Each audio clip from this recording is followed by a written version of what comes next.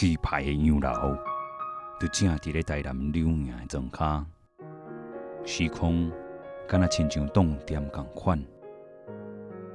这捌是台湾当代美术大师刘启祥的故居。刘启祥是台湾美术史上上早留学欧洲的油画家。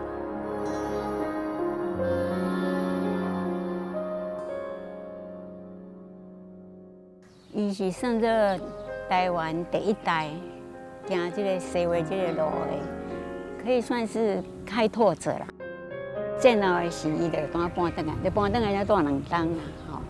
啊，这是一个过渡时间，啊，伊就想讲，咱台湾我要会当创啥？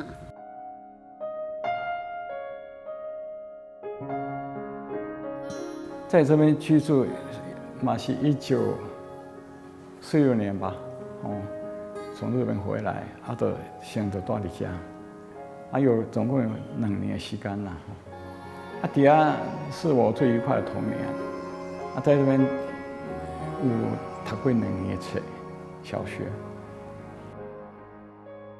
对我来说，我来到家，就是透过这个建筑物，那种过去的时光就会回来。一是靠弹啊，还是一个门，然后门灰，然后你门开，你过去的时间你在这里一下。我把伫这个时阵，伊嘛有真侪多啦，柳营的那种景象，我就印象深刻，就是一开门就是大片自然。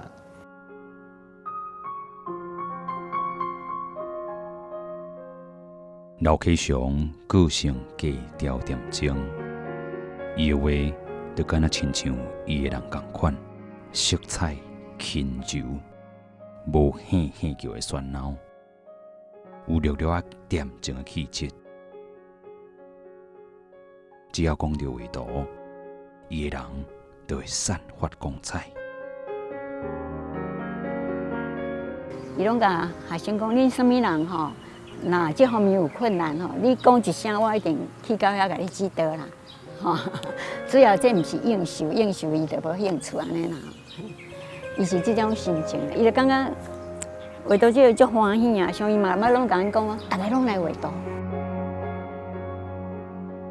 很含蓄沉默，也很少，伊嘛捌听伊都讲标榜伊安怎，而且伊意境安怎，所以有关他的很多事情伊拢藏伫伊的心肝内底。